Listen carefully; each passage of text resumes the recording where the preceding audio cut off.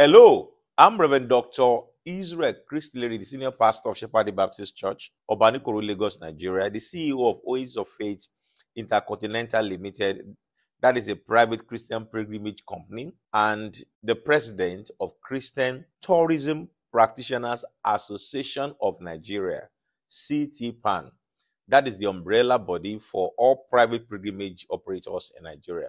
I want you to spare me just a few minutes to watch this video. If you are a traveler who carries a Nigerian passport, or if you have someone close to you who travels with a Nigerian passport.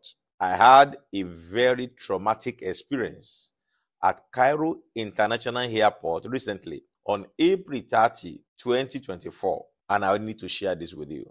I left Lagos for Amman through Egypt Airlines with a group of 28 pilgrims, and we had a stopover for 4 hours in Cairo before we boarded the second leg from Cairo to Amman. I took all my pilgrims to our connecting gate, H2, around 9 p.m. And having settled 26 of them there, myself and another woman who were on the trip, who are flying business class, left for the business class lounge. We were in that lounge until 1 hour before our next flight. When I told her to let us go back to the gate, since I saw the notification that the gate of our connecting flight was open. When we arrived, I saw the pilgrims seated and not going through the gate security checks. I asked them why, and they replied that they tried to, but were asked to go back and sit down and allow others to go through the check first. I then went to the counter and asked a young man I saw there if they were not attending to Amman passengers yet.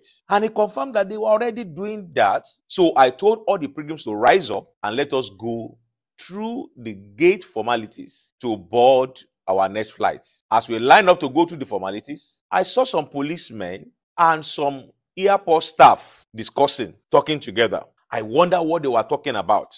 And initially, I thought it was about our documentation or visas that they wanted to confirm. After a little time, I was told to step aside and allow others to go through the security check. At that time, I knew we could do our own security check easily. That means myself and the other woman.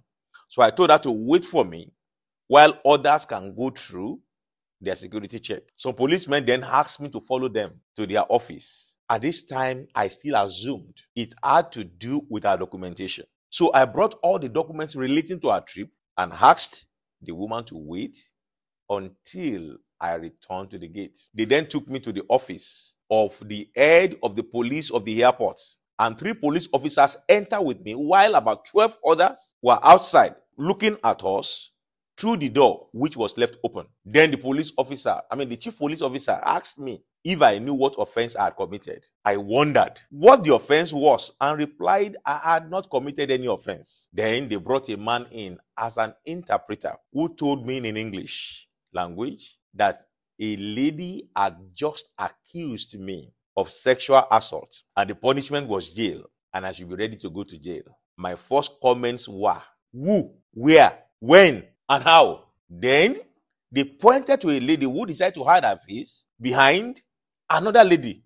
When I tried to look at her direction, I told the interpreter I had never seen the lady talk less of talking with her. The police chief then said, in our country, we believe the word of any woman as true. And that means with or without evidence, you are guilty. He then said there was a video evidence. When I heard that there was a video evidence, I was relieved and I requested for the video evidence. The letter said there was no need for video evidence because it will make me miss my flight unless I agreed to their offered solution. I made it clear that if they had any video evidence, they would not find me there. For I had been at the business class lounge for 3 hours and I had an alibi among my pilgrims who was there with me in the lounge till we left for the gate. Then they said there was a witness, and immediately a young man came forward who stated that he was a witness to the assault.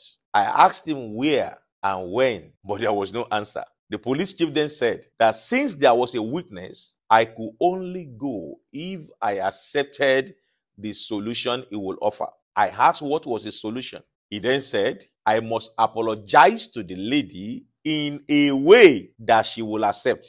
I then asked, how do I apologize for what I had not done? He insisted that if I did not apologize, I shall be charged to court. I then tried to look in the direction of the lady, who was still hiding her face behind another lady, and said, lady, I have never met you. I have no idea of what you are talking about, but possibly someone else has attacked you and you mistook me for the person. Nevertheless, sorry to you if you're offended. Anyway, but let it be known that I have no idea of what you are saying. The police chief then turned to a man who was said to be her boss if my apology was accepted, and he said it was okay. The police chief then said I should follow him to another office and leave my hand luggage behind. I objected to that idea by saying I cannot leave my bag behind because the rule of every airport is that passengers must always be with their luggage. I cannot leave my luggage behind. Around this time, I began to discern that they were up to something. They were trying to look for every means to set me up. When we got to the other office, I was asked to wait outside. When the police chief and other officers entered, at this time, I told myself that if these people succeeded, there was no way to free myself. I was totally isolated from my pilgrims, who were supposed to be boarding the next flight. And I could not understand their conversation, which they were making in Arabic. I then picked up my phone, pressed the record button, and kept the phone back in my pocket. At least that will be my only evidence in the future. After a while, I was invited into the office and I was asked to come and sign a document they had prepared in Arabic. I refused to sign because I told them I did not know what they had written. That would be stupid of me as an educated person. They said if I did not sign, I will go to jail. They said it does not matter, that what they actually wrote was just a settlement. And I still said no. To the glory of God, I had spent over 25 years of my life studying up to PhD level. I cannot sign what I do not know. The police chief then got angry and shouted me down and said, you will miss your flight and I will detain you and charge you to court.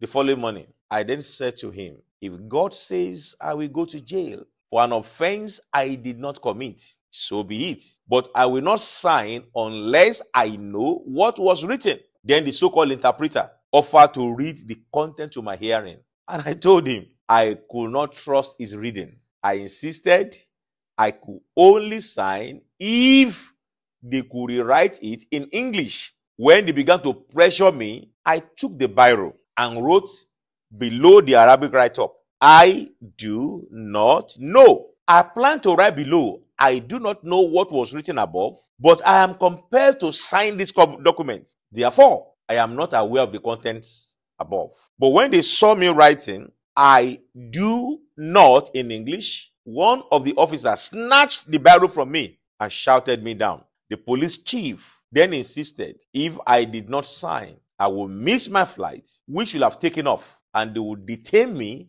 and charge me to court the following morning. Then an idea came to my mind. Since I succeeded in writing, I do not below the Arabic. It speaks volume. So I picked the biro again and wrote my surname. While doing that, the desk manager of the check-in counter came in and talked to them in Arabic like magic.